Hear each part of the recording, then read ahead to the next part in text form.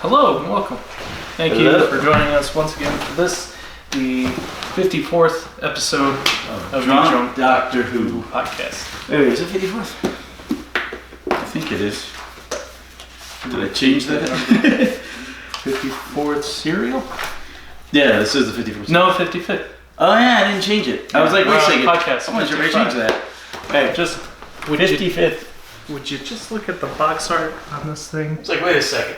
Would you just look at it? What are you doing? There's a weird monkey face Auton on it. It's making me uncomfortable. Okay.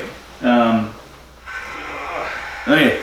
This is the 55th serial of Doctor Who in our 55th episode, Para Pursuit. And it is Terror of the Autons, which we ran into the Autons first just a season ago, the very first serial of season 6 in Spearhead from Space. Now we meet them again, and the next teen again. And this is the first serial of the Fourth Doctor's second season.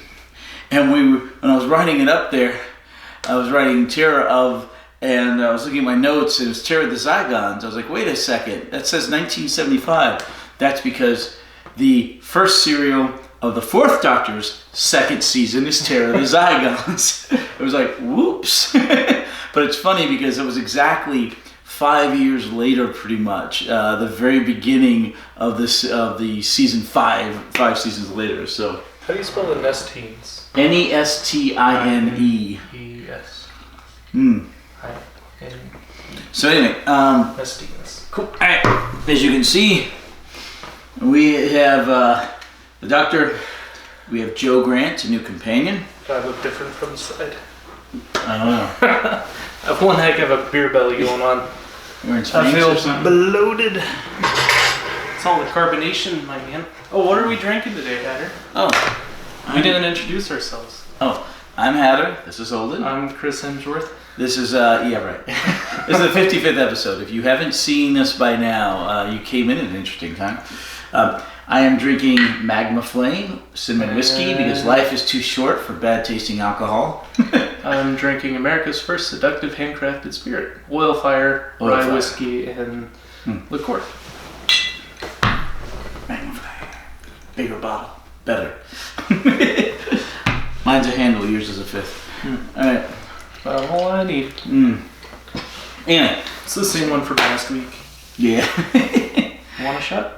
No, I'm good, but thank you. You finish your own. Alright. So anyway, this last week we had the rare episode on a Thursday, i.e. not Monday, because the Saints, because last We week... had Saints, we needed probably a break from the week before. No, last week was, what was last week? It wasn't the Saints. The Saints... Last week was... Oh yeah, last week was the Saints playing. This week today is my wife's birthday, and but we celebrated on Monday because she had Monday off. She had to work today, so we didn't do it on Monday again. But instead, we're doing it actually on Wednesday of all days. Kind of funny. This is our first ever podcast on Wednesday. Podcast, yes. Yeah. All right. So it's 4 episodes long. Oh, where did the 4 go? What?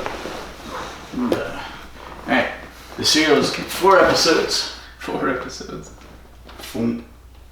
Like I was telling him last time. We have a new companion. Oh yeah, no more Liz Shaw. No more Liz Shaw. The actress who played Liz Shaw left the show because she got pregnant and couldn't do all the physical stuff. She was replaced by Josephine Grant. Right. Joe Grant. She always goes by Joe. Alright, so we have Joe Grant, the Brigadier, and Sergeant Benton. Now, Yates shows up in this, but he turns into a Hanyak, so I don't consider him a companion. He does. It's sad. Yates. Huh? Mike Yates. Yeah, it's sad. He turns into a Hanyak later on down the line. Didn't see that coming. No, Like but it's a ways off. Alright. So anyway, you see, Yates is also part of UNIT. Joe Grant is also part of UNIT. She becomes the Doctor's new assistant.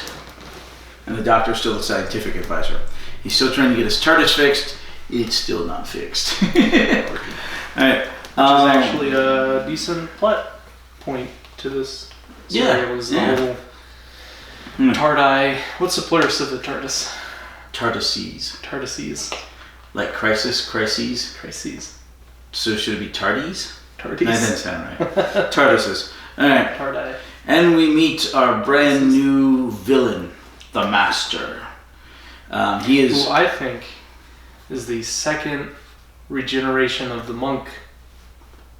No. Right? Yeah? No. Time Lord? He regenerates. The monk was a Time Lord. We never see him again. The Master's a Time Lord, but he's not the monk. Who says, though? Okay. Well, he says so. He's the Master.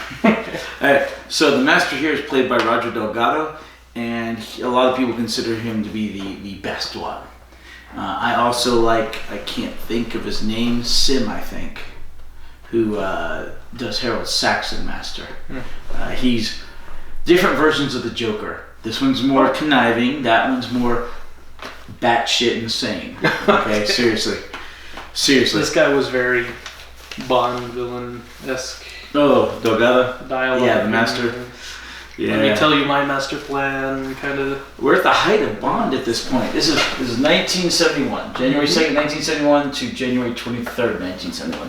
And the Bond has gotten really big by that point. It's still, I believe, Sean Connery, yeah. Roger Moore doesn't really take over, I don't think, for a bit. Oh, and I think they had that other guy in the middle, Lazenby. No. He was Australian, and he was there for one... Australian? Yeah, and he was there for one movie, and then left. Huh. Yeah, in Her Majesty's Secret Service. You actually see Bond get married. Huh. And his wife gets killed on the way to the honeymoon. Oh. Heavy stuff. Yeah, it is, or it was. But he was only there for one movie. What do you think of Bond and Blonde? Bond and Blonde? The blonde Bond. What's his name? Oh, the current James Bond. Mm-hmm. What the heck is his name? I just had it. He was the one that replaced Pierce Brosnan. Yeah, I like him. Daniel Craig. Daniel Craig. Yeah. I like Daniel Craig. He's good. His last movie's about to come out. Yeah, that's his last one. And then do they announce who's going to be the new Bond? No, there's a bunch of speculation. I think I saw one of the speculations. Like a crap ton. Wasn't sure if it was. Yeah. But anyway, hopefully they pick somebody good. I vote for... come back to me. Come back to me, I'll think of someone. Was it Tom Middleton or something? Oh, he'd be good. He's high on the list, I think. Yeah. Tom Harding. Yeah, that's it. Tom Harding. I like him. I would have loved to have seen Idris Elba do it. Ooh, that'd be cool. The problem is Idris Elba is the same age as the current Bond. Yeah, he's kind of. You need to drop down about 20 years so that he can play Bond for about 20 years, right? You don't want to get somebody the same age for such a physically demanding role. Some random Australian who does one movie and then they go. Right. But yeah, I think they're gonna bring him down, which is why Tom Harding was a big one because he's about 30 or so. Do we have any crossover with James Bond and Doctor Who? Because James Bond was shot in the. Okay, hold on. Yeah, we were talking about that the other day between the big three, which was Game of Thrones, Doctor Who, and Harry Potter, and there were a few people who were in all three. Mm-hmm.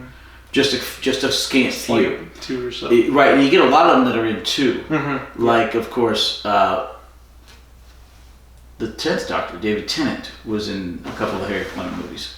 Yeah. Yeah. He plays a bad guy. Mm-hmm. And there are several like that.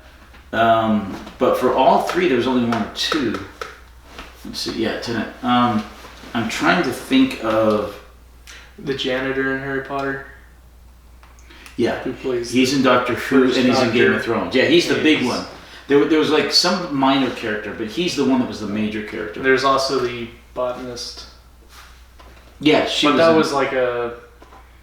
he played one of the doctors, but in like a non-canon recreation. I have to double check. The Harry Potter character who was like the potions professor, and then he was in the Game of Thrones as the guy that taught Sam, and then I think he plays one of the doctors in like a non-canon. I don't know if he is he oh. Yes, you are correct. He was he played the Doctor incredibly briefly. Mm-hmm. I mean 30 seconds. 30 seconds.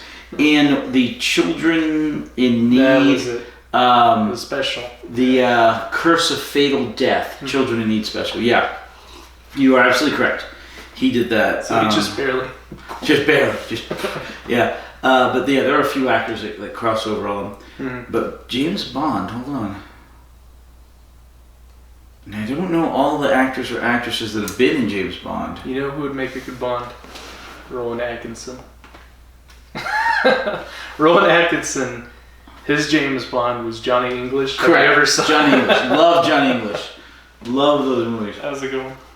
I think they're coming out with a third one. Are they? Yeah. I wasn't big on the second one, but the first one was awesome. I really like Get Smart with The movie or the TV show? the movie. Okay. I never really saw the TV show. No, I grew up on it. Oh my gosh, I'm trying to think of any actor or actress that's been in both Doctor Who and James Bond. Doesn't strike me. Pierce Brosnan. Oh. Duh. He was in Doctor Who? Yes. I didn't know that. He plays Rassilon. Oh. In the Nice. I like Pierce Brosnan. in Pierce.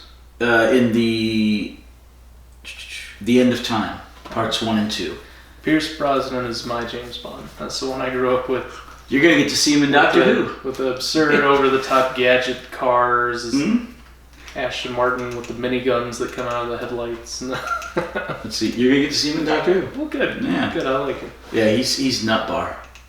No part. Like gone, just around the bend. Oh. Mad as a hatter. All right. In the show, not in real life. Yeah. Okay. All right. Anyway. So let's talk about what. Talk about Doctor Who. Okay. In episode 1. All right. Oh. Okay. Episode 1. The Doctor's working on his dematerialization circuit for his TARDIS. He talks about the Lamidians' welding technique and how they're this alien There were race 9 with opposable 9 digits. And he's using their welding technique to try to repair his dematerialization crap. circuit. Ooh, My phone's on. I forgot. Okay, I gotta turn it off. But that's okay. Oh. Hold on. See, now you can Google things. It needs to recharge anyway. Let me throw it on the charger. You talk. I'll be right back. Alright, so opening shot, we have what? Yours is out here, right? Oh, where? Your phone's out here, right? Probably. Okay.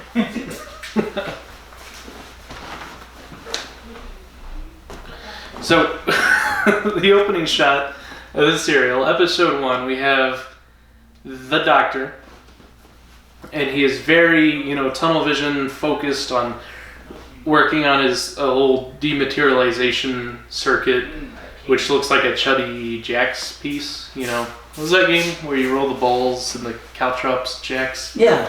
That's kind of what the dematerialization looks like, a chubby thing that's like this weird tripod-looking ball. Yeah. It looks like a fat caltrop. It's a 4-sided die with some rubber bits. So he's just super tunnel vision working on this thing, doing little micro welding adjustments. And then we have the first appearance of Jo Grant. She walks in, and of course the Doctor assumes she's the tea girl, and he says, "None for me, thanks. Yeah. Get out."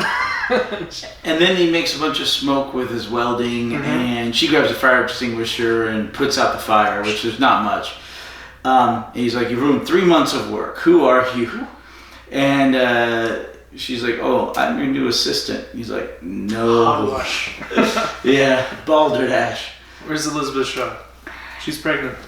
Oh no, they didn't say that in the show. She went back to the college. She went back to Cambridge. to teach because she was a brilliant scientist. All right, Jo Grant is a flibbertigibbet. She is the definition of that is a silly, flighty person. Mm-hmm. That's literally the definition. A much more youthful, energetic, wants to help, but kind of more often than not ends up as the damsel in distress. And she causes a lot of problems. She's trying to help them. Right. She's a sweet girl. She sticks around a while, but she is literally, I think, the last flibbertigibbet that we see on Doctor Who.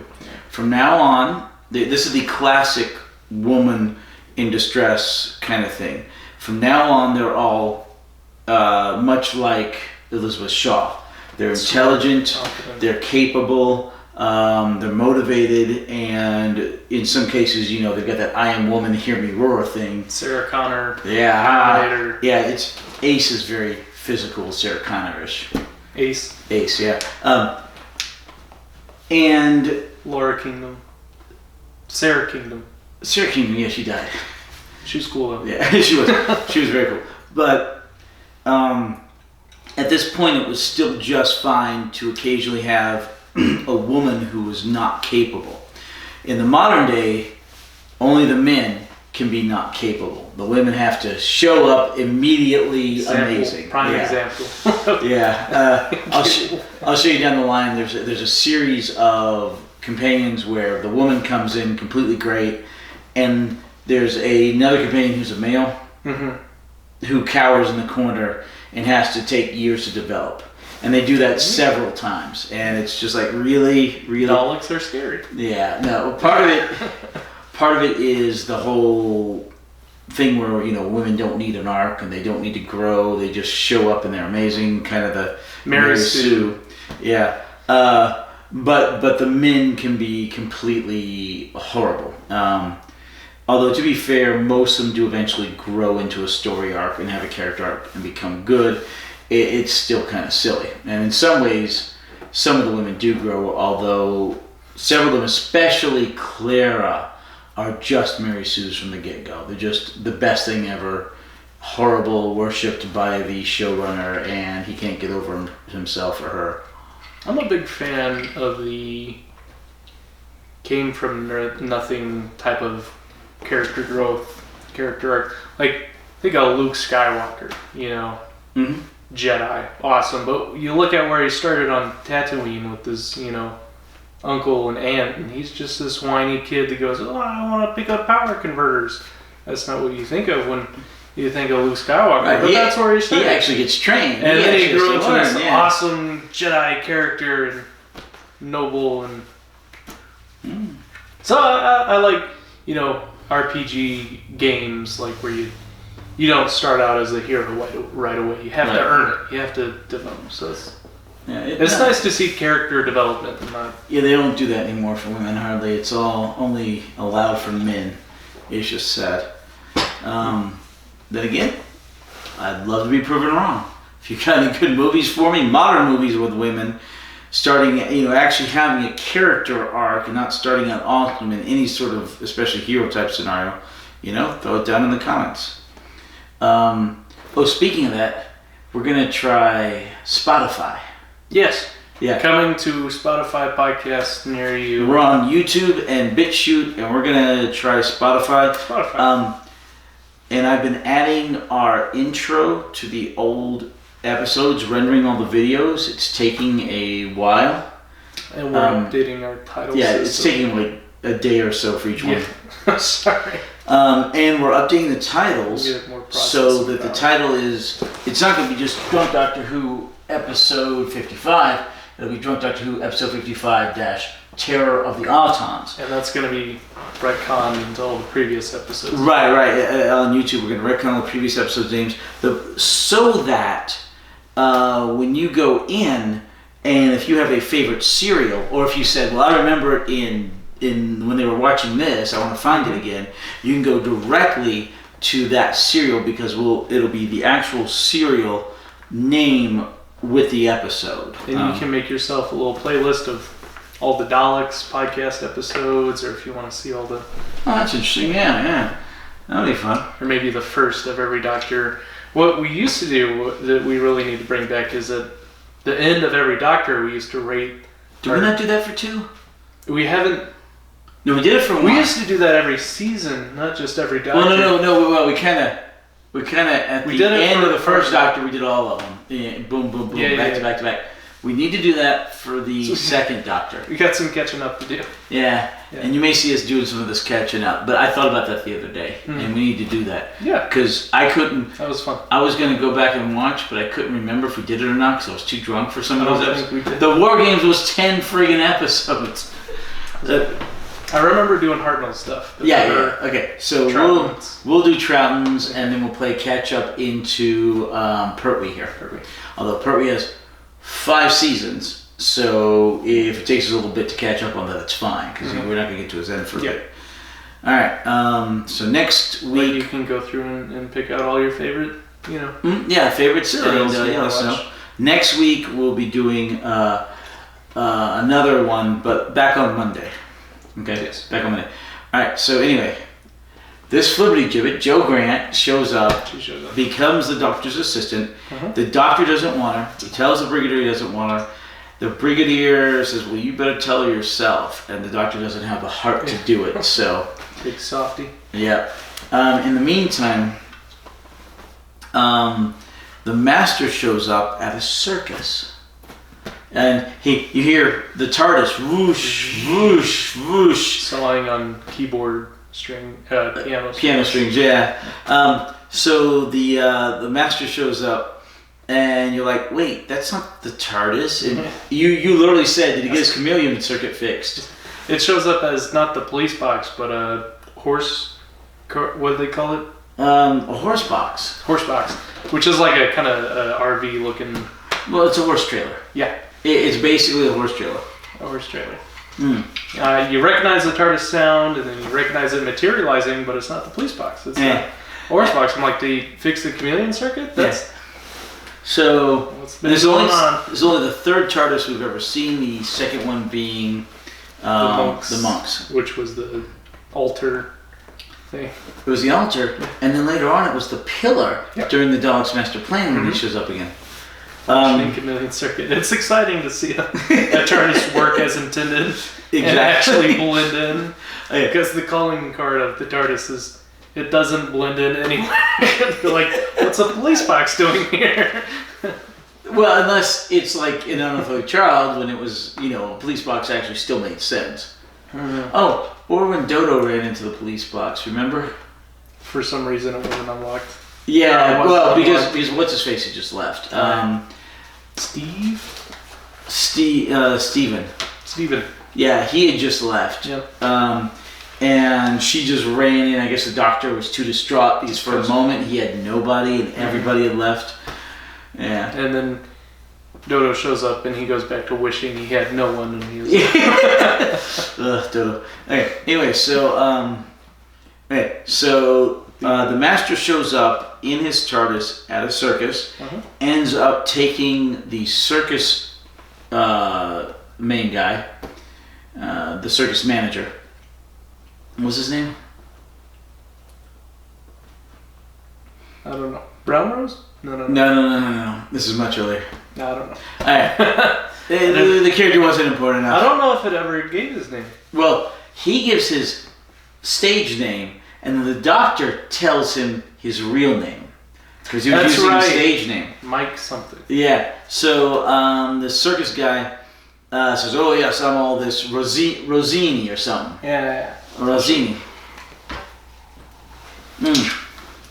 So the Doctor, or the Master, short guy, Delgado's about 5'4", and Pertwee's about 6'2". So you know who was tall was John Farrell. He's like a head taller than his son. Yeah, well, they always do that. It's much later. All right. So anyway, the Master shows up, short. It's a bit of a Van Dyke. Villain goatee. Yeah, villain goatee. He hypnotizes because the Doctor can do some hypnotism. You'll see that actually later on. He's pulled out his pocket watch and done some reverse hypnotism. A couple of times, yeah. But you will see this later on with this Doctor specifically, and with several others. I have a problem with the definitions they use in terms of hypnotism, when it's really just mind control. Because there's a distinct difference between hypnotism and mind control. Hypnotism is very persuasive. I don't know what I did. It's a very persuasive physical medium where it's repetition and patterns. There's like okay. Well, the master's really good at mind control. He just looks in their eyes, which is that's mind control. Well, I guess his eyes could be hypnotizing. Hypnotoad. Wow. There's not like a pattern. There's not like the circle. There's not the. You're getting various. It's not forced persuasion so much as it's just mind control. They call it hypnotism. I call it mind control. Time Lords are very good at mind control, hypnotism, even mind melding. You'll see later on. Right. That Vulcan mind thing. Yeah. They do that a lot. And remember, Doctor Who came out before Star Trek. Yes. Just not. It's slightly less older than Bond. Bond came out like a few months before Doctor Who did. By months. So anyway, the Master mind controls him at the circus, uses him for his own ends, and then he goes to a plastics factory. First he goes to the... No.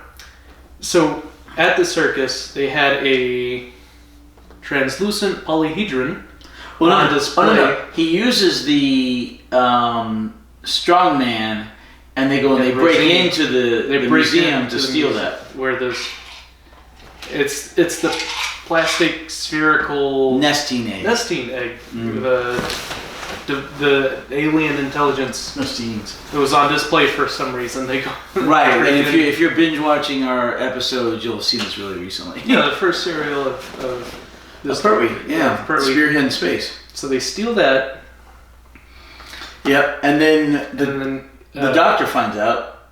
Mm-hmm. He's like, well, why the hell did they steal that? Why was it on display? Yeah, it's very dangerous. It, but it kind of feel like murder, destroying this intelligent plastic. So then the master goes to the radio research facility where they've got the big giant satellite dishes that are listening off into space, and he broadcasts a signal into space that the Nestine respond to, and he actually gets the Nestine intelligence. It charges these. Right. It comes down. The Nestines come down in the sphere. Now he just needs bodies for them. So then he goes to the factory. Plastics factory. It looks very much like the plastics factory in Spearhead from Space.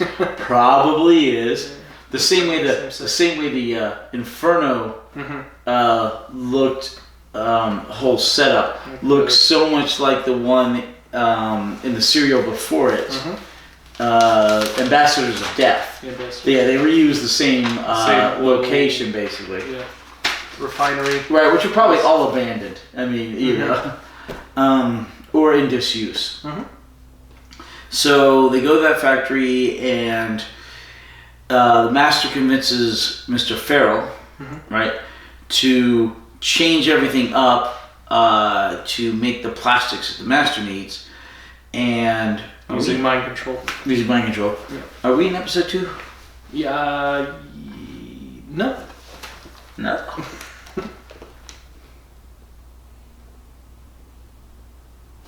Wait. Yeah, that's episode 2. Okay. Episode 1 ends with... ends with the doctor. The doctor meeting his friend. The doctor meets one of the other Time Lords. Who's not named, I don't think. No. And he comes down and tells the doctor, hey, you got an old buddy here that's the master. Oh, by the way, when you go in this room at the control center, there's a bomb tied to a string set to drop when the door opens. And 15 megatons. Ton bomb. So the doctor tries to pull on the string and he can't. So he ends up having to open the door and real quickly catching the bomb before it hits. Yeah. And that was the calling card the master left. Yeah. He was planning on going back there and using it. He figured the doctor would be able to be able to stop it. That's why he said it was his calling card. Would the Doctor have been able to stop it without the warning from his other Time Lord friend? We will never know, sir. I feel like... I would say probably, but we'll never know. So, back to the plastics factory. The Master needs the radio Tower, facility, yeah. Even though he plants a nuke in it to go off to try and destroy the Doctor. Even though he needs the radio towers. I think he figured if he had to go to a different radio tower because the Doctor blew up, great. That's a win either way. So Mr. Farrell goes to, what's the other guy's name? Which guys? The Brown guy, Rose? Huh? Brown Rose? No, the guy dies in the chair. Oh. You're not taking good notes. I don't think the only two names I don't have. I think it's like Mr. Morris or something, or something like that. Chair guy. Chair guy. Yeah. So it turns out that there's... This is episode 2 now. Yeah, episode 2. So it turns out that Ferris is the son of the man who built the plant. Ferris Sr. has retired. John Ferris. Yeah, Farrell Jr. and Sr. And Farrell Jr. is like, well, no, we got to give all this capacity to this guy because the Doctor, the Master, who's calling himself Colonel Masters. Yeah, Masters is his surname. But that's his the Colonel Masters is kind secret of identity. Kind of like John Smith. Yeah. So Colonel Masters, even though everyone knows the Doctor's. Yeah, it's not his name. That's not his name. Every once in a while he gets by with it, but not usually. So the Doctor, alright, so the Master he goes down to the floor of the plant and makes Autons. And he plugs the Nestine globe into the deal, and some of them fill up the Autons. And then there's the plant floor manager, basically, not the CEO, but the floor manager. And he's like, dude, we don't have anybody by the name of Colonel Masters. I don't know who you're talking about. Right. So Farrell Jr., who's the CEO currently of the factory, goes down there and sees the Autons and freaks out. Yeah. The Master's like, no, don't worry about it. So they go up and they see Mr. Morrison, or whatever his name is. Okay. And he's very unhappy. He's very unhappy. The Doctor doesn't like his insolence. Exactly like what happened in Spearhead from Space. Them taking over the whole plastics factory. Yeah, exactly. So the Doctor gets him to sit in a chair made of plastic. The chair is kind of a blow-up chair, and it's cold and clammy, and apparently the plastic's alive. He really didn't want to sit there. He really don't want to sit there. The Master makes him with some mind control. Sitting in the chair. He sits in the chair, and the chair eats him. Which we have just the best scene ever of this guy, the actor, sitting in this plastic blow-up chair, pulling the chair over top of it's smothering me. Yeah, it's pretty bad. But, it's a fantastic scene. Sure, that's it. All right, and that's, I think we're still in episode 2. Yeah. All right. Was that the end of episode 2? Look. So, no, the end of episode 2 is when Joe goes back and tries to blow him up. Yeah. All right, so, okay. So anyway, they know that they're looking for a plastics factory. Meanwhile, back at the ranch, the Doctor, the Brigadier, Joe Grant, and Sergeant Benton looking for a plastics factory. So the Doctor's like, well, we check these places out, but they don't get any information back.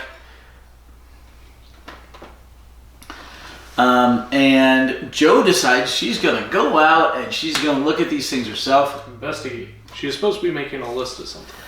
Right. She's supposed to be making a list, but she runs out and she looks for the factory. She finds the factory, actually, where the bad guys are. Which is 9 miles away from the radio research facility. Right. But she gets caught.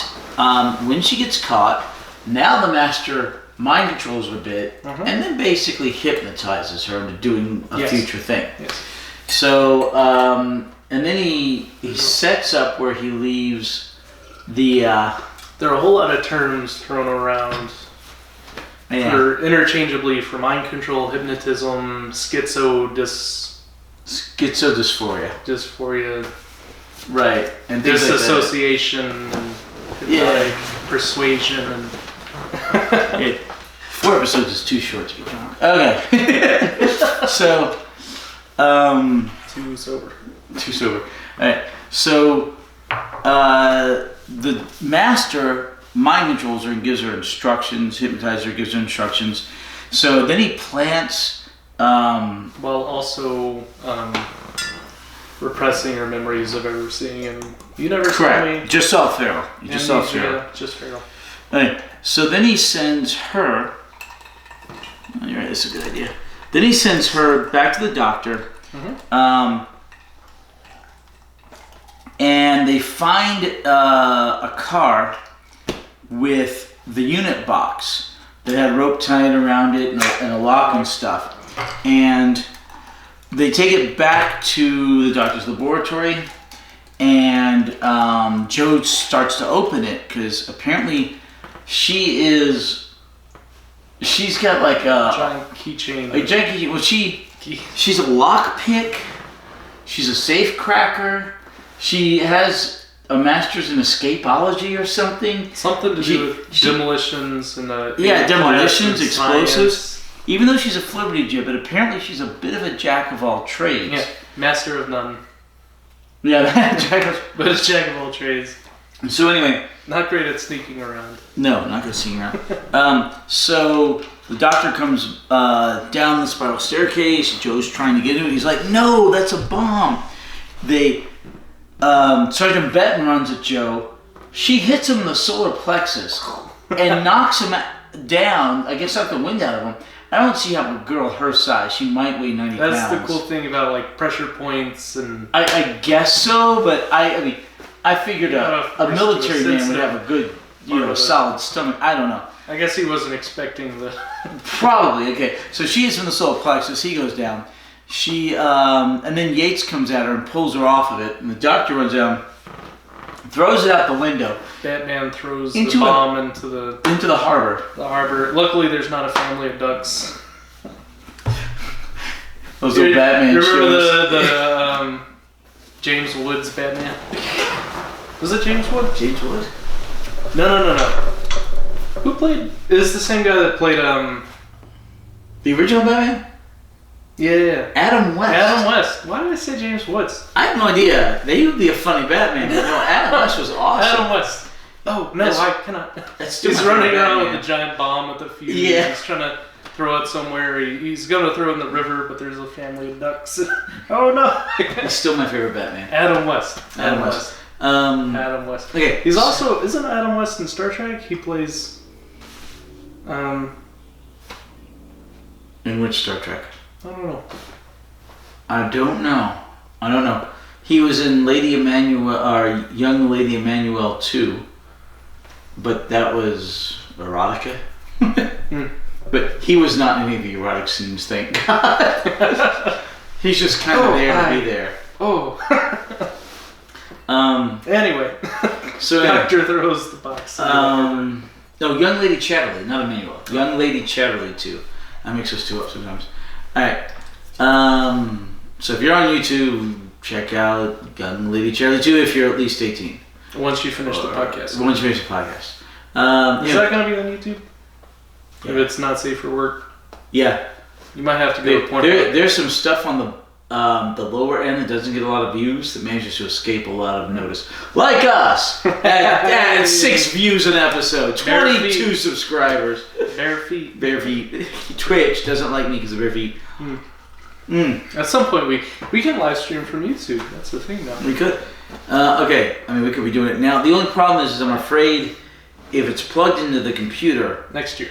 We might get the same hum that we did on our first episode. So we're going to have to separate our video and audio and sync them through it. Because we're going to change our mic system anyway. Well, eventually, do like a podcast mic, and that can have one wire in, and then the camera will have a different wire in, so it won't have the hum. Okay, so okay. our first episode has a bad hum because I had the camcorder plugged in because I didn't know how long it was going to be. Turns out it was 45 minutes. Camcorder battery's 2.5 hours, no problem. But I didn't know. I didn't know how long the battery lasted until I did my history of Doctor Who companions and ran out of battery at 2.5 hours. But anyway, so we don't do that anymore because it causes us problems. So we just run it straight. But I don't know, we could do it live at some point. Yeah, next year. I don't see the big deal because we just upload it and it sits there anyway, you know? Fan interaction. We'll have a live stream chat. Well, we'd have to hook up. We'd have to hook it up to the TV awesome. there, and we could see people reacting and going, "Hey, you know, here's $5. Take your shirt off or something." I don't know. And they'll ask us questions, and we'll not be able to answer them. No, I could answer them. They'll say it's about Doctor Who. Technically, so and so was only a technically. And I don't think it'll ever get that popular. Google. All right. Anyway, okay, I've been watching this young lady on YouTube. Mm-hmm.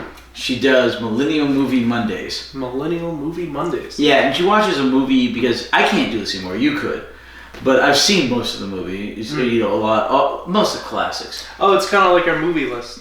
Like classics. You haven't seen that movie, so yeah, I show you that movie. So she went through the original Star Wars trilogy, and then she did Indiana Jones movies. Good choice. The Goonies, stuff like that. And she's like, she's got all these funny reactions. So she's a millennial who hasn't seen all these. Hasn't seen any of them. So she's been doing this for like 3 months, 4 months, and she's got like 100,000 subscribers. Nice. And we've been doing this for 2.5 years. We got 22 subscribers. So shout out to Millennial Movie Monday. Millennial Movie Mondays.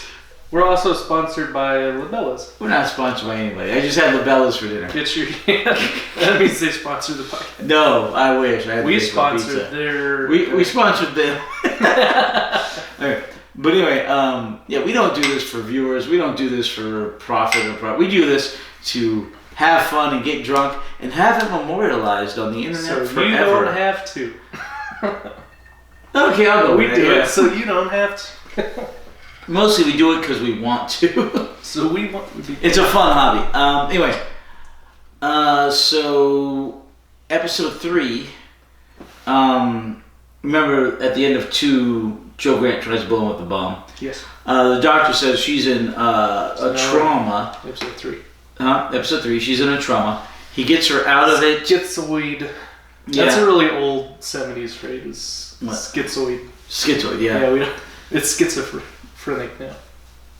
Personality disorder. Okay. Schizoid, disassociational, trance. She was hypnotized to do something that was out of her character, which caused deep trauma. Right, so she's in a trance.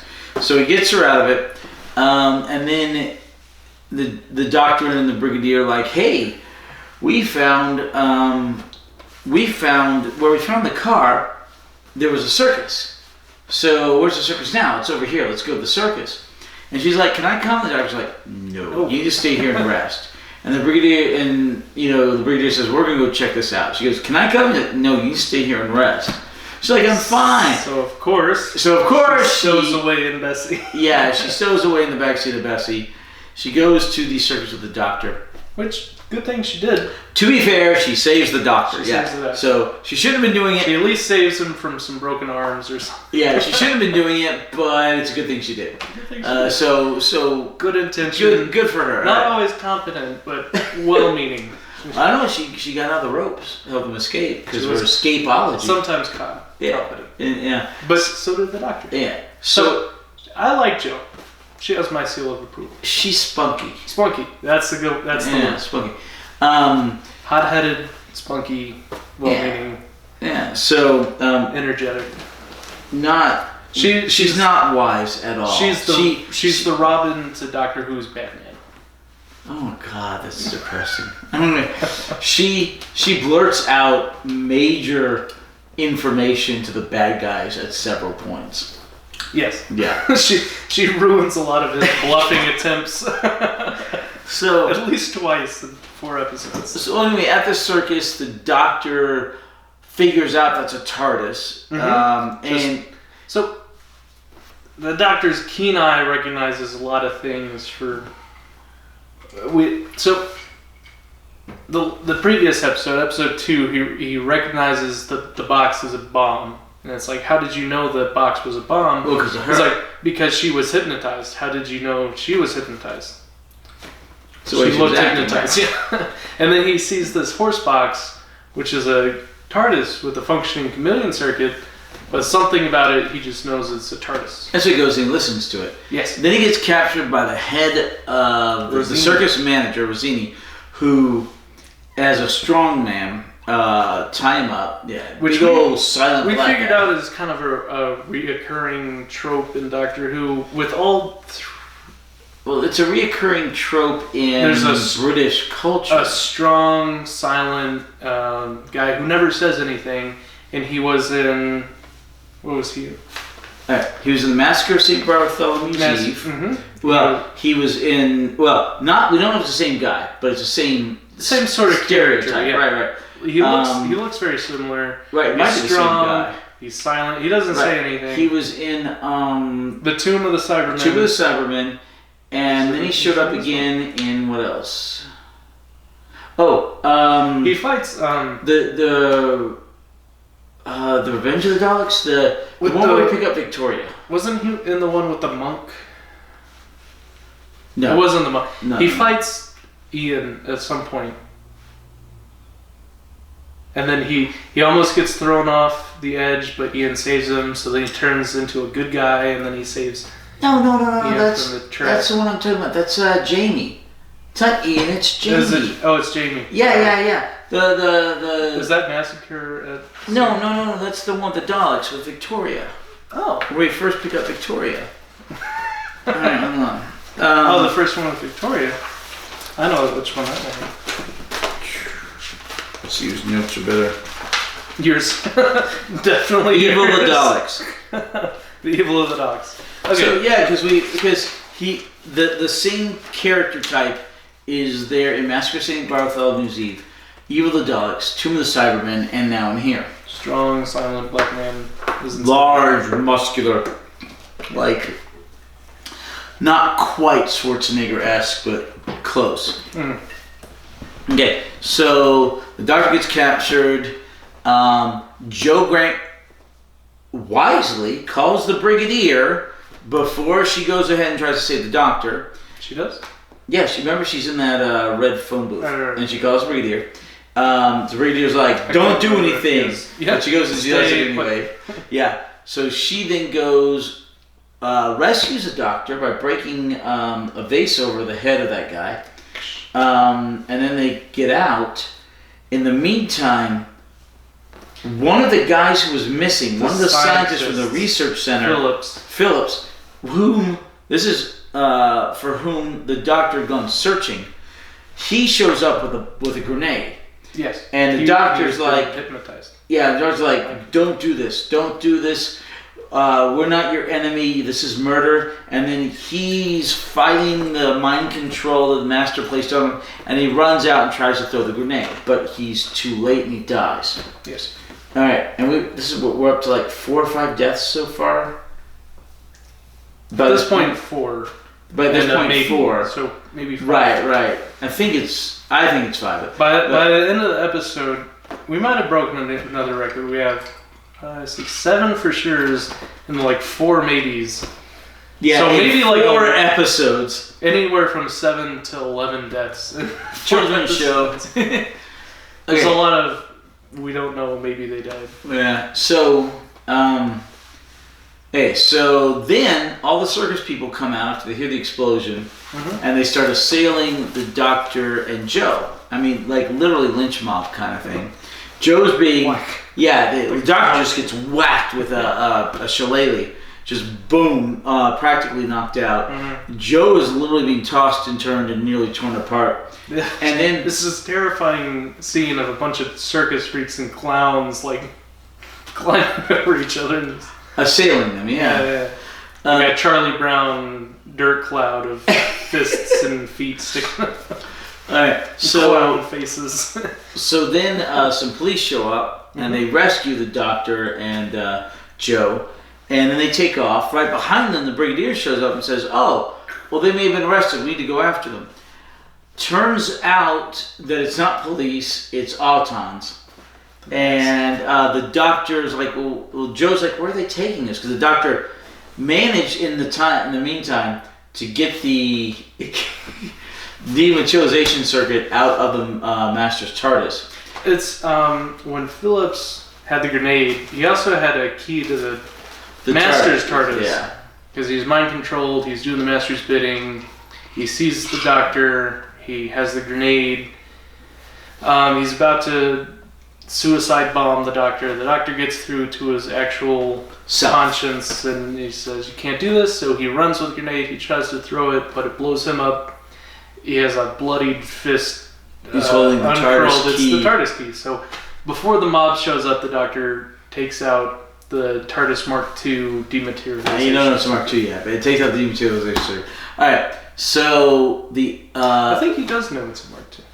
No, not till later after he puts it in his TARDIS. He says... Remember the smoke after he puts it in his TARDIS? Yeah, he said he tried putting the Mark II on his Mark I.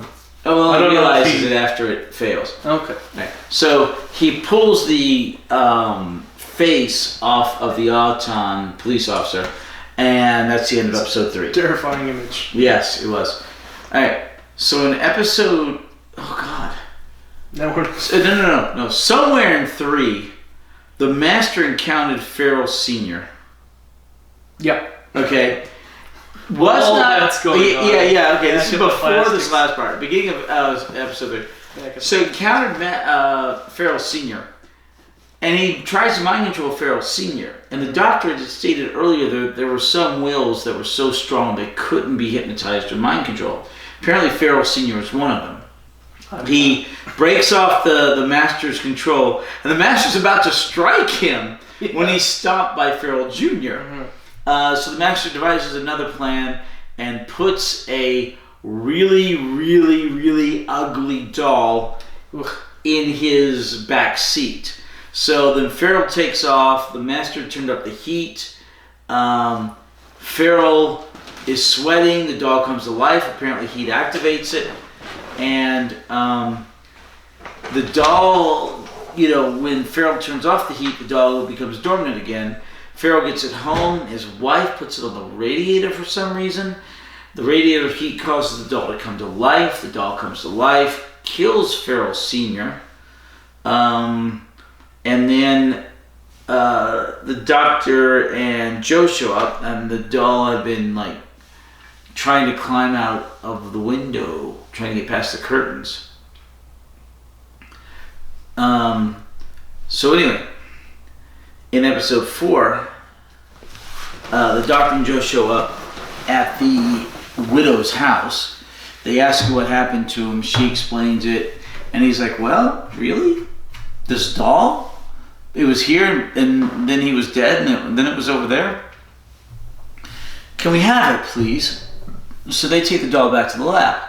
The Doctor then examines the doll, cutting into the plastic, the body and the head from the back.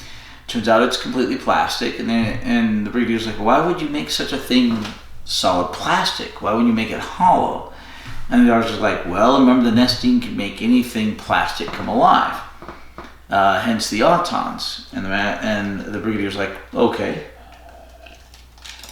So anyway, at this point, the Master has shown up in disguise and set a really long telephone cord and telephone as a telephone engineer in the Doctor's laboratory.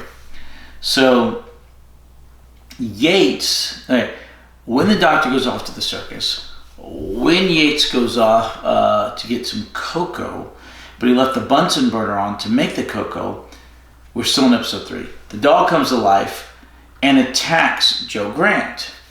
So Yates runs in after Joe screams, and he shoots the thing up. And they're like, "Oh, this thing came alive. This thing attacked Joe. It definitely is from the Nestine." And then Joe goes off, to help the Doctor and all that. In the meantime, the Doctor and everybody back in episode 4 are now back. The Master calls up the laboratory, and the Doctor's like, "Who's this?" And the Master's like, This is the Who's this? master. Huh? Who's that? Oh yeah, who's The that? master. Master. He's like, I just wanted to say goodbye. And the master puts a sonic, sort of a homing device to the Sonic telephone. screwdriver. It's not a screwdriver. It's just sonic. And then he feeds that sound in, and the telephone cord comes to life and tries to strangle the doctor. Another wonderful scene. Really, We really have- bad special effects. We Like have none. the doctor wrap himself up.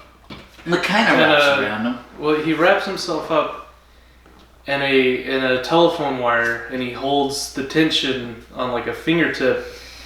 And they say action, and he releases the tension, and he breaks it, and it sort of flings around like that. And then they play it in reverse, so it looks like It's pretty bad. It's pretty bad. It's So he calls for the brigadier. The brigadier comes in, and he's like, "Unplug it," and it gets unplugged. And which, for some reason, I don't know why if the plastic is sentient, so like in the flowers, the ugly troll doll, it's just solid plastic, which becomes a pseudo bio. How do you describe it? well, sentient. Yeah, it's sentient plastic, Right. which can be activated by sound or radio signals or heat, Right. which makes the plastic sentient. So it's the plastic itself that's sentient. So I don't understand why unplugging the wire from the telephone box. Because the signal that activated is no longer there. It was an audio signal.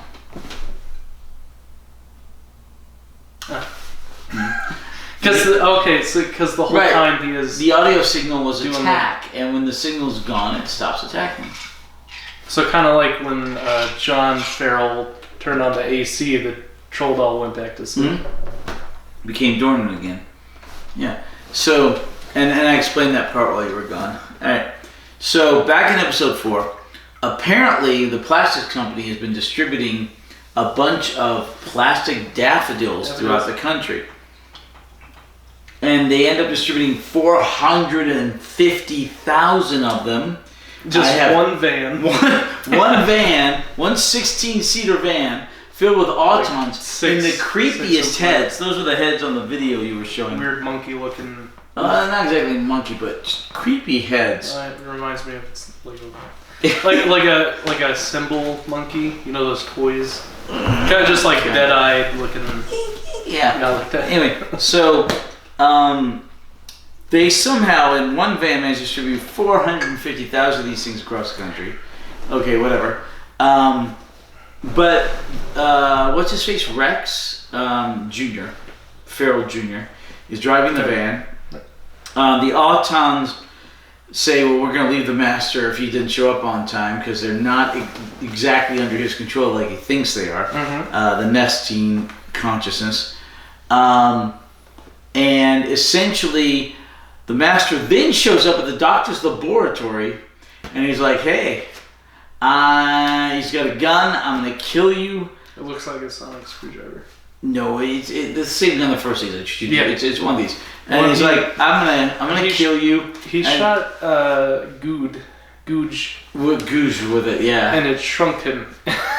Well, Maybe he shot him and then shrunk him and then stuck him in a tin yeah. box. But Bizarre. yeah, bizarre. But anyway, so he's gonna shoot the doctor, and then Joe's like, no, because they're gonna bomb your base, which is this van out in the middle of nowhere, in a quarry where the doctor.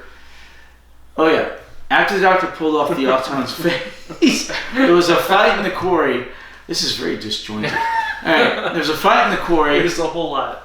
Right, where the master, Could've been where five the brigadier, episodes. Sergeant Benton, and Corporal Yates show up, and they fight these two Autons, and Yates jumps in the car and knocks one of the Autons off a cliff, and that's how they get away. Which was a really great stunt double they used. Right, oh my gosh, the Roll guy down was this- fantastic, yeah. Looked painful. It was like a collegiate. It wasn't like a soft hill. Or No. It was like rocky. There were like big rocks at the It bottom. was It's steep. like a It was collegiate really steep. And he does this one thing where it's not just like a roll. He like does a somersault flip. And It's really it looks good. like he hits hard and he keeps rolling. Right, the stuntmen in this thing should be proud if they're still alive. Alright. If they're still. Well, should have been proud for back then. So anyway, Probably not knowing those kind of stuff. So the master shows up, says, "Hey, I'm going to." Oh, and then Joe Grant blurts out about the RAF strike, the Royal Air Force strike, and so he says, "Oh, I'm going to take you there." So this really could have been 6 episodes, you know. Mm-hmm. So it was 5. 5, yeah, 5 is a good number. But there were several points at which you go, that could have been the cliffhanger on an episode, or that could have been a cliffhanger, or oh my gosh, there's so much happening, especially in the 4th episode. So the master takes Doctor and Joe with him to the site that's about to be bombed, which is that coach down in the quarry, and just barely the brigadier manages to call off the strike. So they don't bomb it. Then the brigadier takes off.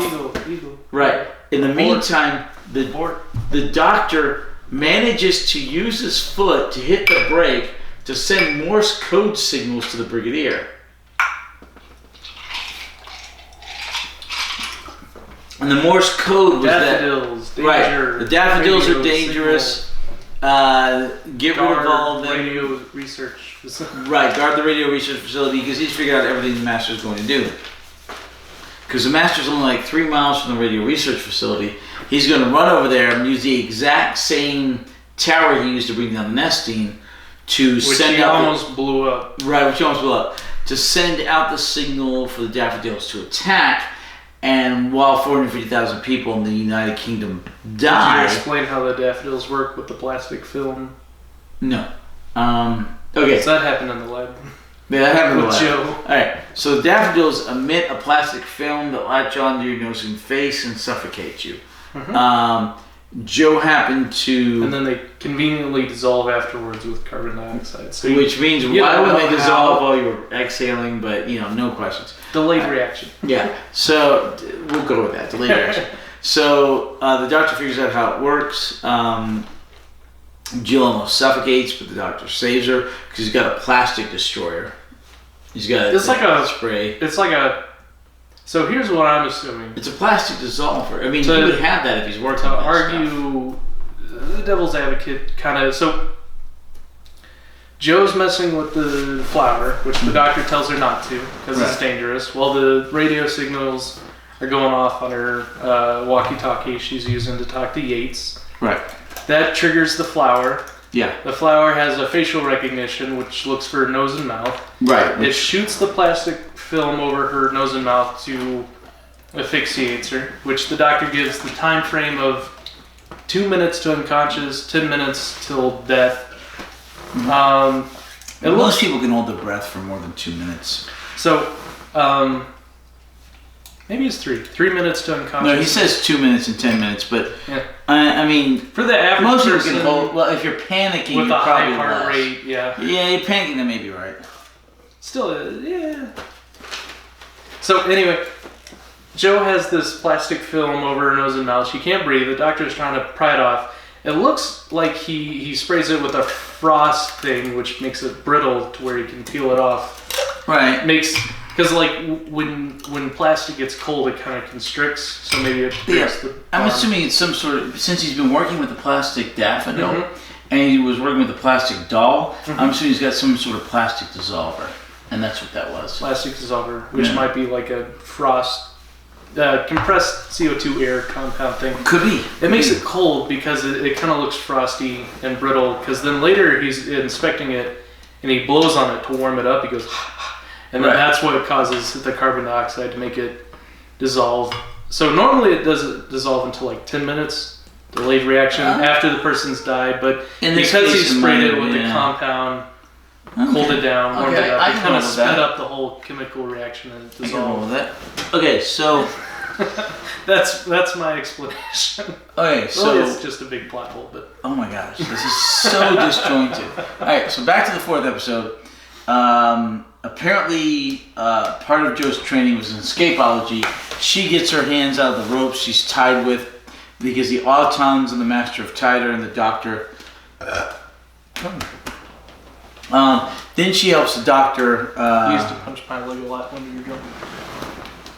Okay. Like really. The first several podcasts, every podcast, you get good and drunk and you go. You remember that? Yes, I only My do shoulder. that. I only do that to men. I don't do that to women. I only do that to men.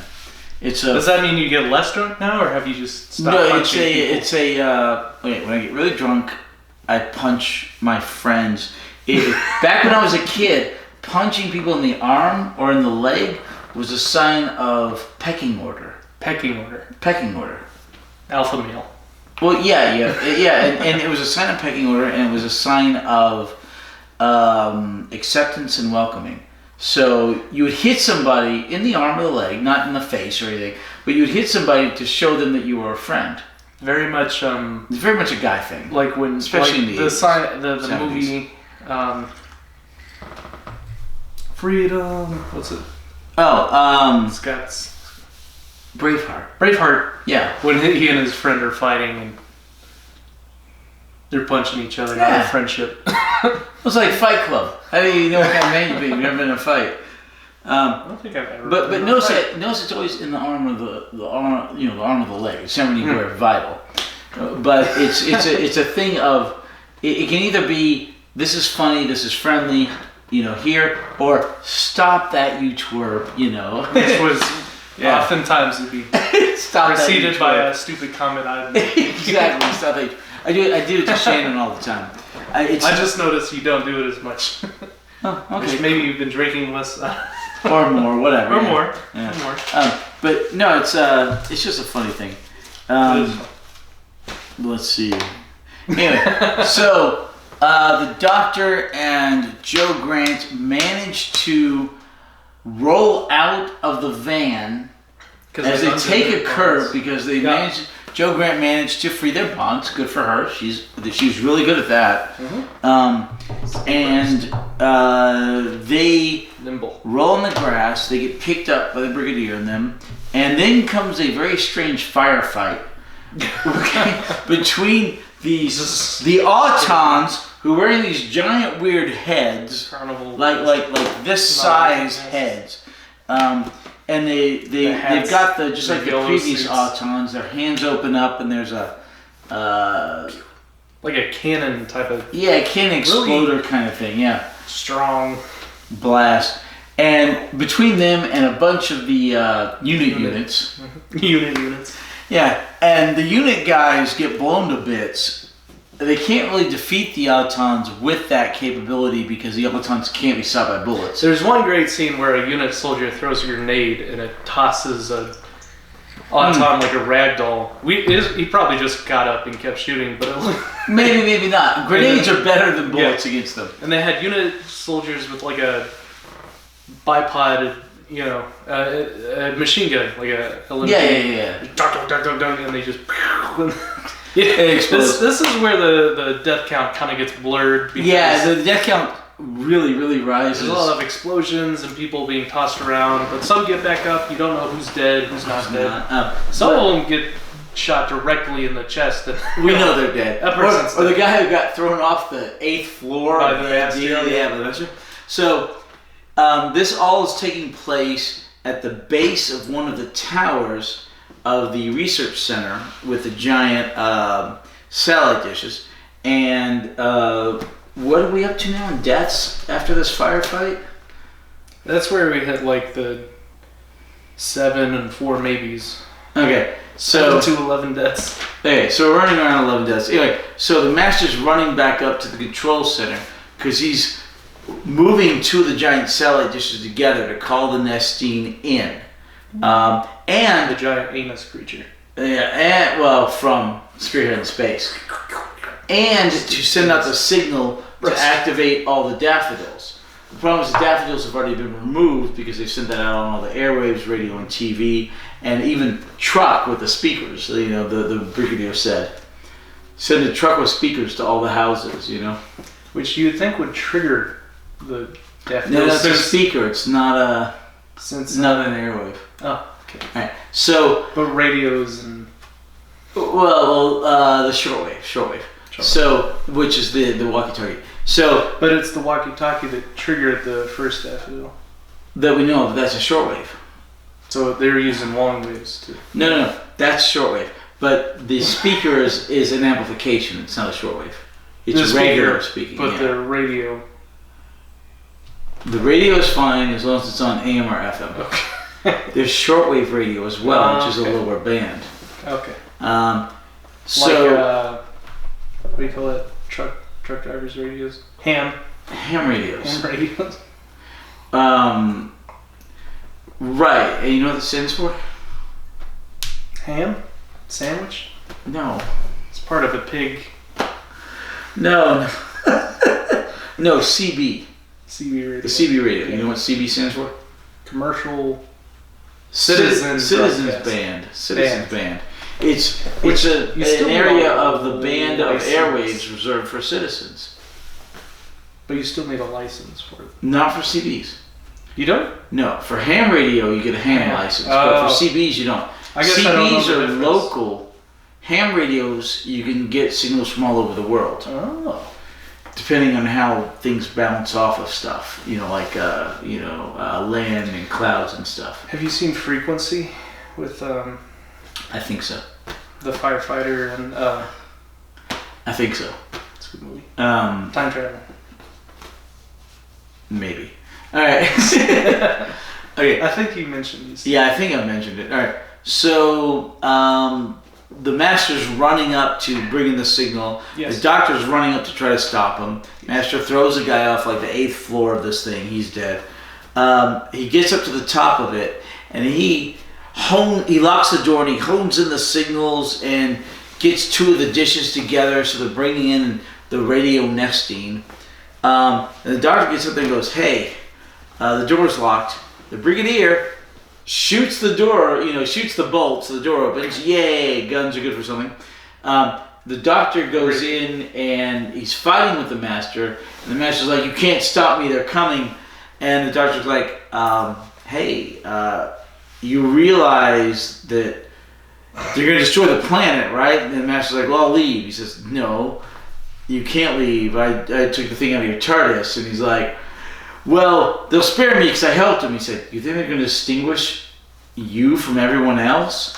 And he's like, "Oh, crap, I hadn't thought of that." So the master then helps the doctor By reversing the polarity. Yay.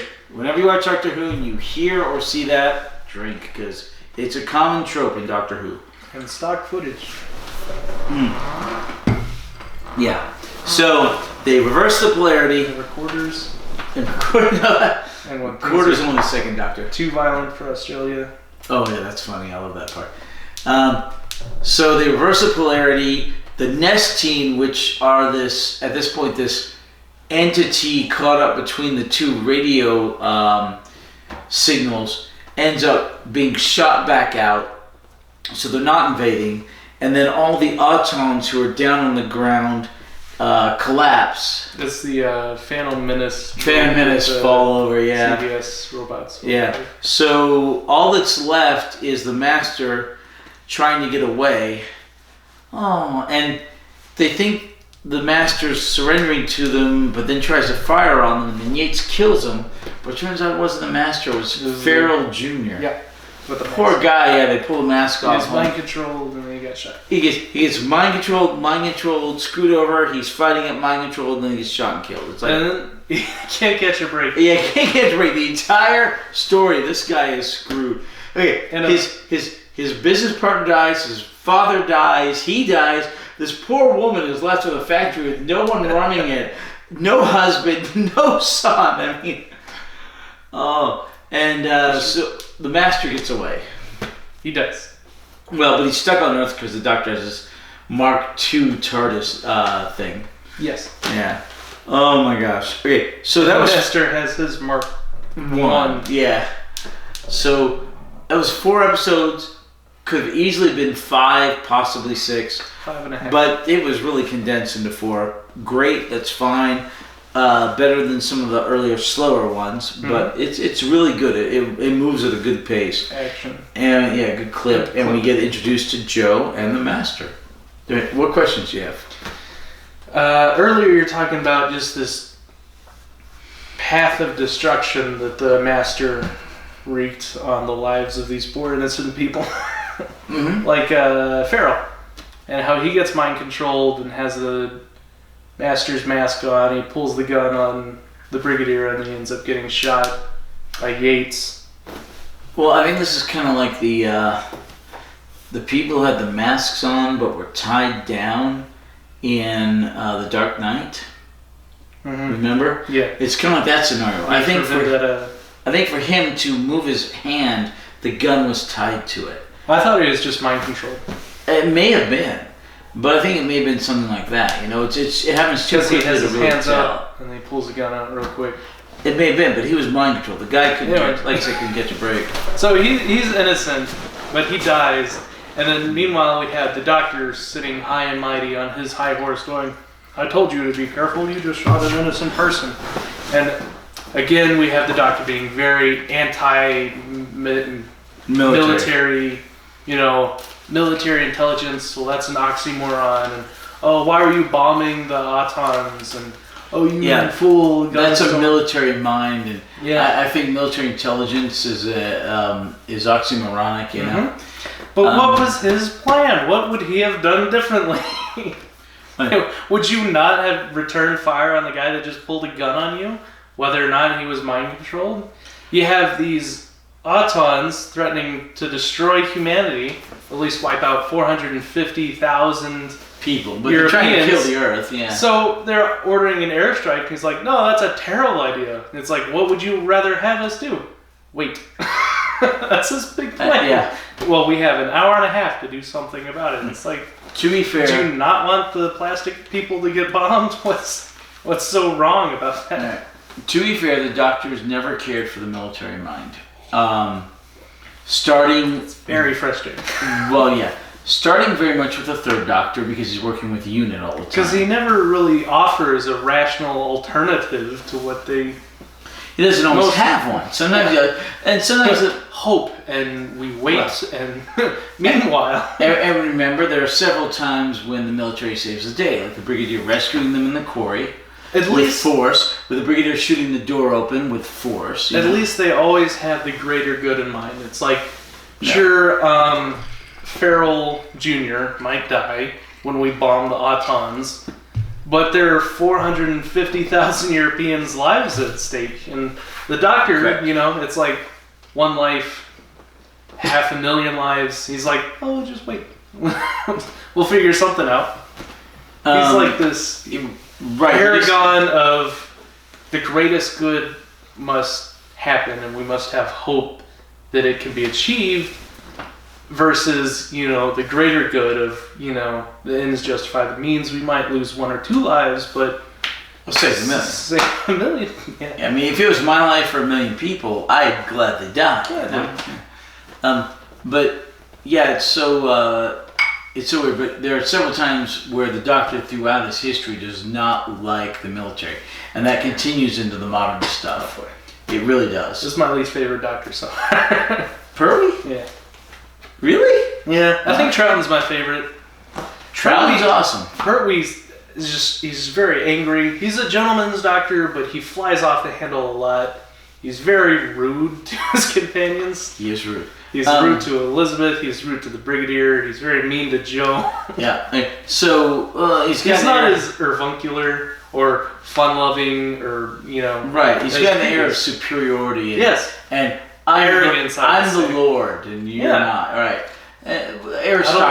Aristocratic. I don't like him as much. Okay. To be fair, Troughton is my second favorite Doctor after only I like Troughton. Tom Baker. It was Tom Baker, Troughton, and Tennant. I haven't seen Baker yet. No, and you haven't seen Tennant yet, but we're getting to both of them. Next one is Tom Baker, and he's the Doctor with the most seasons and the most episodes. So we'll be on him for the longest time. In fact, my main watching group is right there on State of Decay. No, next one. That one. What's this one? That one is where Liz and I are watching. What's that one? That's where I'm watching on my own just for fun. Oh, so you restarted? Well, I took a particular section. And you and I are in that hole up there. You have 4 watch groups. Yeah. Yourself, you and your friends, you and your wife, you and me. And there's another one over there. Anyway, Another one. Which is Liz and I as well. All right. Why do you and Alyssa have 2 different watch groups? Because I'm trying to keep her caught up to the Sunday group, but at the same time, she doesn't always want to watch the old stuff, so we're watching some of the new stuff as well. I feel like you like Doctor Who a lot. I love Doctor Who. Okay, so we're right there in that hole, okay? And so we are rapidly catching up to the Sunday group as we watch twice as many episodes a week, you know? Yes. Eventually we'll pass them, and that will be interesting. But I don't know when that will be. It just depends on life. It'll be another few years. Possibly. Okay, so, I was going to say, alright, we're on story 55, the 55th episode. Yes. Okay, I propose... Diverge. No, I propose we don't diverge. Oh, I like that idea. Okay, I've been thinking about this, along with the renaming of the episodes and the intros and all that. I've been thinking that we should, like we've been doing with the side stuff, like the movies, yes, and the documentary, and we're going to do with all the apocrypha. Okay, and the side shows like K9 and Company, K9, Sarah Jane Adventures, Class, Torchwood. What we should do is simply keep our serial number, our episode number, with the serial number in American serial numbers, and keep going through. Yes. And whenever we have like single episode stuff, we watch some of the side stuff. Yeah. But we keep the serial number the exact same, so our episode number will always be the exact same as the serial number, or the story number is more accurate to say story number. Yes. I like that idea. Okay. And that will throw off like kind of the chronological view order of some things. It will throw off the chronological because we won't be watching this series, then Torchwood Series 1, then this series, then Sarah Jane Adventures Series 1. So when we talk about it on our timeline, we could be talking about both here and something. Well, yeah, we might be watching an episode of Doctor Who and an episode of Torchwood. Yes. Or an episode of this, an episode of Sarah Jane Adventures, whatever. Well, there will always be the core Doctor Who, but we will either be doing side stuff like The Stranger, or side stuff like Probe, or side stuff like you see there's Probe, or side stuff like Deimos Rising or whatever. But in the meantime, or Sarah Jane Adventures or Torchwood or whatever, but that will always be in addition to the main course of Doctor Who. So are we going to talk about that in a separate video and have 2 It'd different be the same podcasts? video. Same video. So like we've done before. Like when we watched the movie with the short... Right, with... the precursor to the Daleks' Master Plan. Right. The Mission to the Unknown. Mission to the Unknown. 1 episode, and then we're going to watch this. Or the 2 episode, whatever the Unknown. Mission to the Unknown? No, not Mission to the Unknown. We only ever watched 1 movie. We need to watch the second one. Yeah, we do. But there was the 2 episode deal we watched. When Edge we of watched Destruction. the pilot. Right, Edge of Destruction, and then we watched the pilot. Yeah. So anytime we have a super short thing, we'll throw in something else. It may not always be in chronological order, but it will always be chronological order to the main show, while supplementing it with the side stuff. Yeah. Does that sound good? I like that. Okay. Yeah, I've been thinking about this a lot when I was thinking about... Podcaster number is going to be the same with the story number. Right. I've been thinking about a lot about the standardization of our podcast, be it with the intro, be it with the story number, be it with the story name and serial number and all that, and going with all that, and whether or not we should diverge or continue. So I think we should do that. I like that. Yeah. Okay. I'm in favor. Cool. All right, that's what we're going to do. Okay, what other questions do you have? Because we're like an hour and a half or so in. Oh, no. Just 90 minutes. Jeez Louise. Yay for 60 proof. Not, Okay. just a dozen, not 12. Yeah. Okay, what are the questions you have? Listen to 6. We were talking about the nature of the Doctor and his anti-military mind and his ego, and he criticizes the master on his ego. Yeah. And then we see his feathers get very ruffled as that one guy comes in and goes, "Who's this guy?" Oh, God. He doesn't know is he really qualified? He gets very puffed up. He's we skipped over Brown Rose. Yeah, we skipped over that guy. So he's Brown Rose. Right, we turns skipped into him. a brown nose. Yeah. We skipped over him. So he's a minor character. But the point is, the Doctor is criticizing the Master on his ego and his, but the Doctor very much suffers from the same weaknesses. He himself is someone who needs to be addressed with important. Right, and I think that shows the fact that we're all basically human, and we all. But he's not human. He's not human, but we have faults. And the Doctor does have faults. Everyone can have faults, and everyone has character traits, and they all have personality. One of the Doctor's faults is, I think, his romanticization of the adventures and the conflicts he has that puts other people's lives at danger. Where you're talking about the Farrell family and John Farrell and Farrell Jr. Well, that's the Master that killed them, not the Doctor. Yeah. And the Doctor's response to that is not of reverence and, gosh, this is terrible, we have to bring this guy to justice. It's, he's still on Earth. I'm looking forward to our next adventure. It's exactly how the series ends. Yeah. Though his next adventure is going to most definitely kill another dozen people or so. So it's not, this is a criminal, he's killing people, we have to bring him to justice. He's like, I'm looking forward to another fun adventure of... The Master was designed to be the Moriarty to the Doctor's Sherlock. And in many ways, that's exactly what it is. Except the Doctor is not human, he's a Time Lord and is somewhat disassociated with the value of human life, I think. But he loves human life. He does. That's why he saves the Earth all the time. He does, but at other times he's... Exactly. At other times he doesn't seem to care. Another dozen or so people died during this adventure. What great fun. I can't wait till the next time. Do you want me to tell you something? Yeah, sure. I won't remember it by the time it comes up. Spoilers. The Masters, played by Roger Delgado. Originally, they were going to show that the Doctor and the Master were brothers.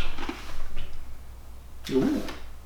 And then that's why they were so contentious. So and then Roger Delgado died in a car crash. So they kind of scrapped that story. Right, that story was scrapped because they didn't have a Master at the time.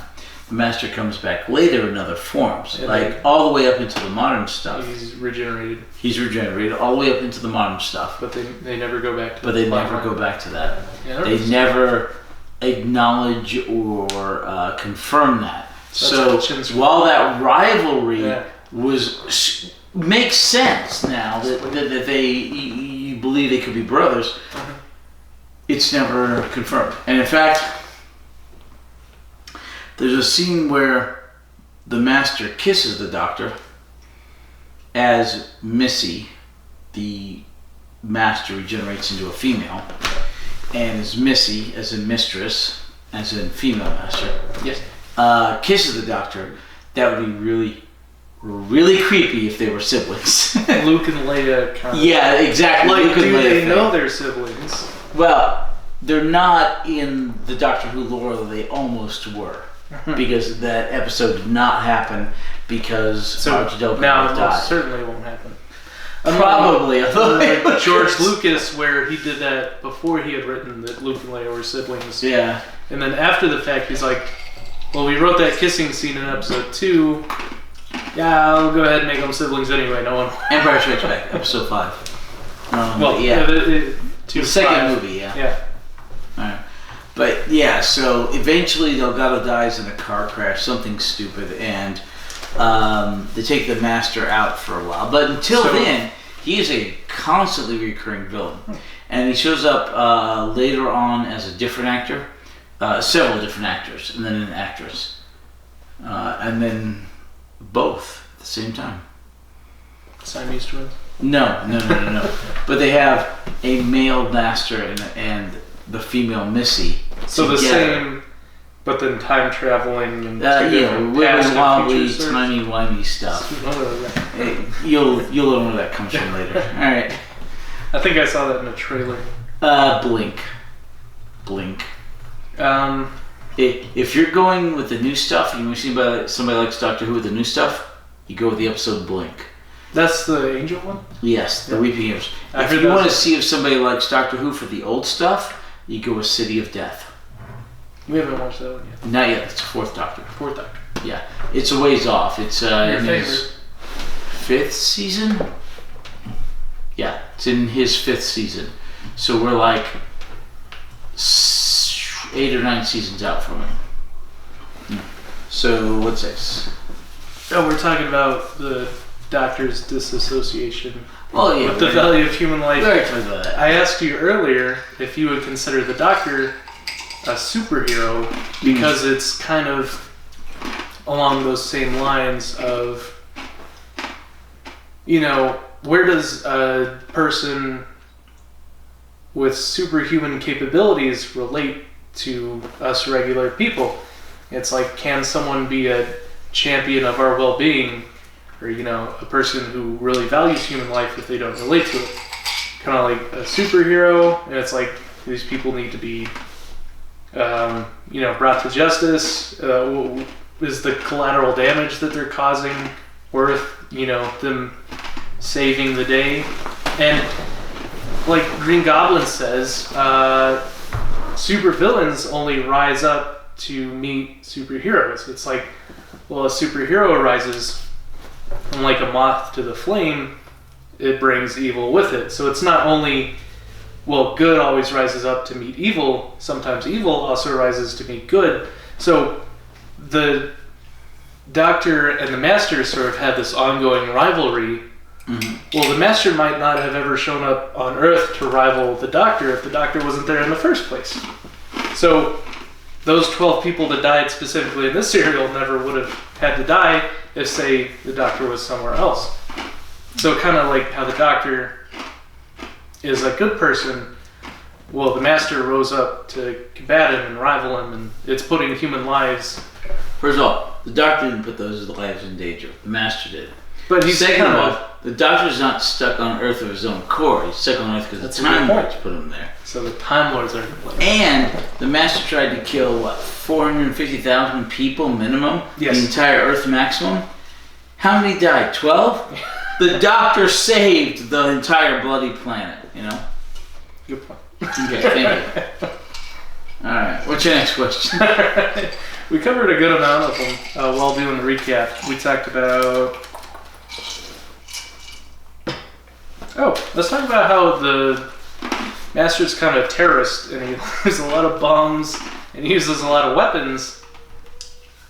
And it kind of makes me wonder why the Doctor doesn't use weapons to combat evil, even if they're like non-lethal kind of, because he has technology, he has tools. It just doesn't seem like he's ever willing to incorporate gadgets in his crime-fighting adventure. He does to a certain extent, but he prefers non-violent. Let's talk it out. He prefers non-violent means, rational, reasonable. He only does violence when absolutely necessary, and sometimes he almost ends up with his arms broken. Correct. He could have just, maybe kept some knockout gas up his sleeve. He's not James Bond. He's not James Bond. Although he has the means to be. When we get to the Who-mobile, it's kind of James Bondish, yeah. Bessie has some James Bond moments with when they get their hands stuck on Bessie. Oh, that was kind of cool, yeah, the force field. Mm-hmm. Yeah, but the Doctor prefers intelligent, non-violent means, primarily, only if necessary, violent, and then as little violence as possible. So hand-to-hand, rather than a gun, yes. And a gun rather than a grenade, So knockout gas rather than a karate chop. If at all possible. I think you should carry some knockout gas. But remember, the Doctor changes personalities over time, and so things differ. But that's a general trend of his character. I don't like this one's personality so much. I like him, but On the list, where is Pertwee among your favorite doctors?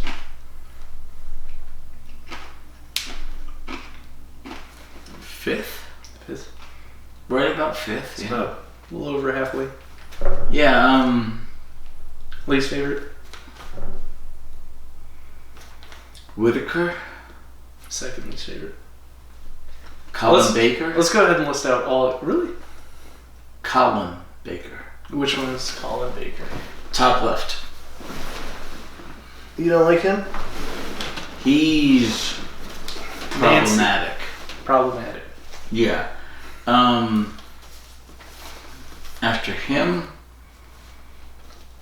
Sylvester McCoy. Third least favorite? Yeah. Top right. Okay. That's Sylvester McCoy. McGann. It looks very much like some Italian mobster. He has that scowl. Right. The McGann. Right there. McGann. Mm-hmm. Oh my gosh.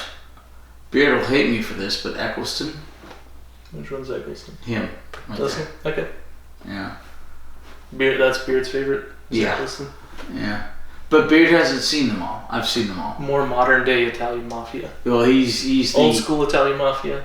Eccleston's the first 21st century New doctor. age. Yeah. They went from well, he has the whole suit thing going on. So this. Okay, Davison next. The one with the question mark up there. Daves. Yeah, Davison. Ooh. He's such a frat boy. Wait, no, Davison then Eccleston. Davison then Eccleston. Then Eccleston. Capaldi, which is not up there. Oh. Capaldi's not up there. And now you're getting into the really awesome ones. Capaldi's awesome. Then Hartnell. Mm-hmm. Pertwee. Matt You Smith. like Pertwee more than Hartnell? Yes. I do like Pertwee more than Hartnell. Is that one that? Matt Smith. Yep. Then I'm getting good at these. hey, you are. Alright, so then Matt Smith, like I said, and then the top three: Tennant, Mm-hmm. Tennant, Troughton. Tom Baker. Not bigger. Yeah. So we did that in reverse. But yeah, that's pretty much my list. Some of the middle guys might change a little, but that's pretty much the list. Like I said, I reversed a couple of them there. And some hard decisions. faves to the War Doctor. We'll get there. He looks cool. Who plays the War Doctor? John Hurt. John Hurt. Yeah. He'd be Pretty cool. He was old when he played the War Doctor. God, yeah, he was in his twilight years. He would be probably between Eccleston and Pertwee. He's good. John Hart's good, but the War Doctor is not a numbered doctor. So We need to get you an updated poster. I don't want Whitaker on it. I don't. I'll take Hurt and Capaldi, but I don't want Whitaker. See what I can find. Yeah. We might just Photoshop some faces in there. What's your next question? Let's talk about the motivations of the Master. Obviously, he has this rivalry thing going on with the Doctor. Mm-hmm. But he also has this ego thing where he wants to be kind of in control. He wants to be the master of the Autons at the same time wiping out humanity. But why does he want to wipe out humanity? He thinks he's superior. He thinks he's superior to humans. He wants to wipe out humanity, thus making himself the master of the Autons. But in the last episode, he very conveniently realizes that the Autons aren't gonna gonna save bow him. down to his ego like he wanted them to. They were showing that during that episode where they wanted to drive off and leave. Right. Mm. So villains are always gonna backstab the other. Right. Evil share. eats evil. Yeah. But he realized it. He's pragmatic. At the end, he realized, hey, this is gonna suck. This is a bad idea. Exactly. Very conveniently realizes. Alright. else do we have?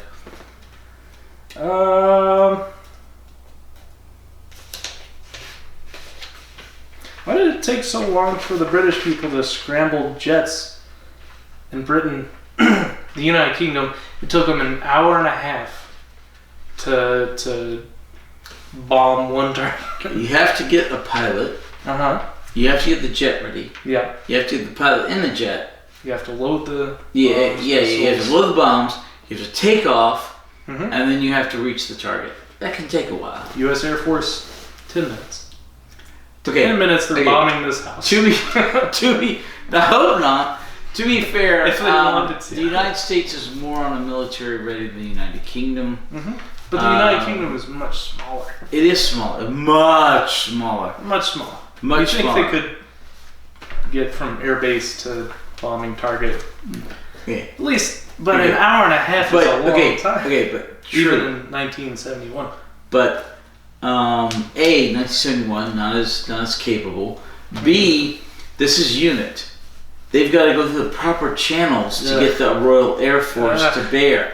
They're not the direct military. They've got to go through the minister.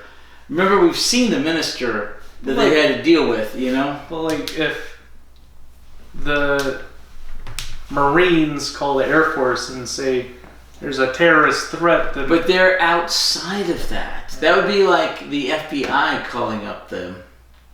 that would work. It's going to take a little longer. 20 minutes. I was disappointed by the response time. Well, maybe a plot act. It's within the plot plot, necessary. yeah. Because the doctor drives up. Also, what was the master's plan when he drove the doctor and Joe? Was he just assuming that they'd be able to abort the bombing in time? He 'Cause figured they would almost- not kill the doctor. And But Joe. they almost did.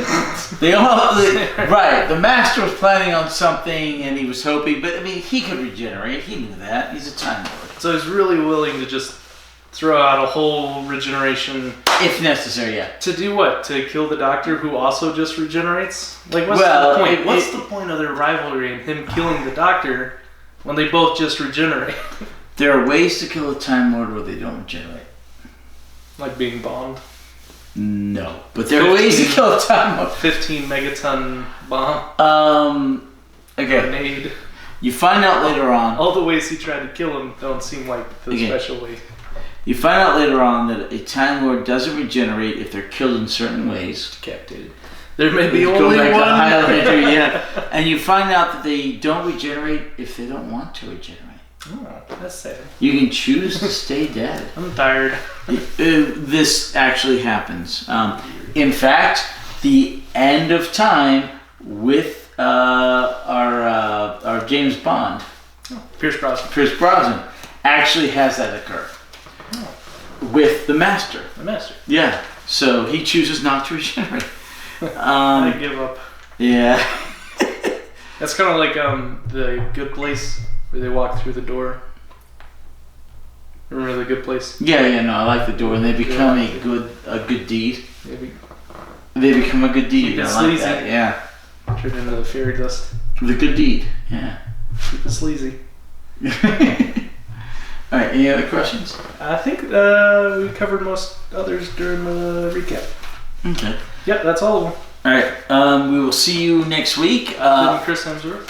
Earlier next week on Monday or Tuesday, depending on how long it takes me to get the video rendered with our intro and all that, and it will have the new suffix, which will include the Yeah. new serial name. And let's see, what's the name of Coming this to one? a Spotify near you. Oh yeah, what's next week? Hopefully, I'm gonna work on Spotify. What happens I haven't even messed with it, but I've learned about it, so I'm looking at it. next week? Okay. Next So, time. all right, The Mind of Evil, 6 episodes. Oh, that's a longer one.